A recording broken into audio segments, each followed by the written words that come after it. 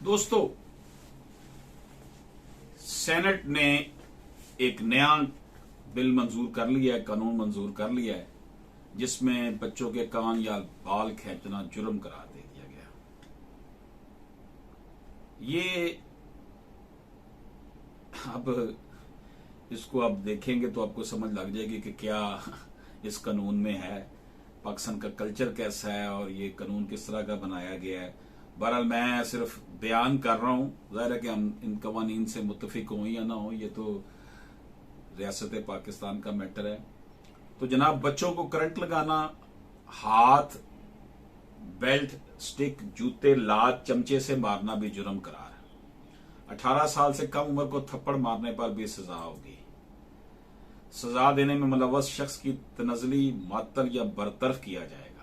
इतलाक schools, मदारस, यतीम खानों और दीगर इदारों पर होगा। बहरहाल ये रखा गया कि स्कूलों में जो मारते हैं, मदरसों में बच्चों को मारते हैं, यतीम खानों में मारते हैं, जहां पर बेआसरा लोग होते हैं उनको मारते हैं, उस हवाले से ये लॉ है।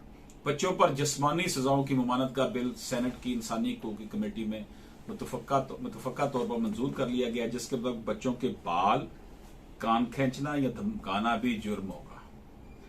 ये जनाब सूरत हाल है, लेकिन ये लागू घरों में नहीं होगा कि आप अपने बच्चे के कान खींचे तो आपको पुलिस पकड़ के ले जाएगी। बाहर के मुल्कों में तो ऐसा होता है, लेकिन यहाँ ये स्कूलों, मदारस, यतीम खानों के हवाले से है।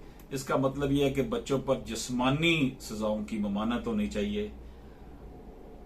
तो बहरहाल अब इस हवाले से बड़ी राय है कि ये छोटी छोटी बच्चों को थोड़ा सा डरा धमका भी नहीं सकते पढ़ाने में, स्कूल में या मदरसे में, इस हवाले से राय पाई जाती हैं। लेकिन इसके साथ साथ ये भी है कि बाद बच्चे सिर्फ मार के डर से पढ़ाई से भाग जाते हैं, क्योंकि अब वो उस तरह का दौर नहीं रह गया। नेट का दौर है, सोशल मीडिया का दौर है, हर किसी के पास मोबाइल हैं। लोगों की अप्रोच बिल्कुल एक डिफरेंट हो चुकी है। अल्लाह पाक हम सब का हामी नासिर हो। अल्लाह हाफिज।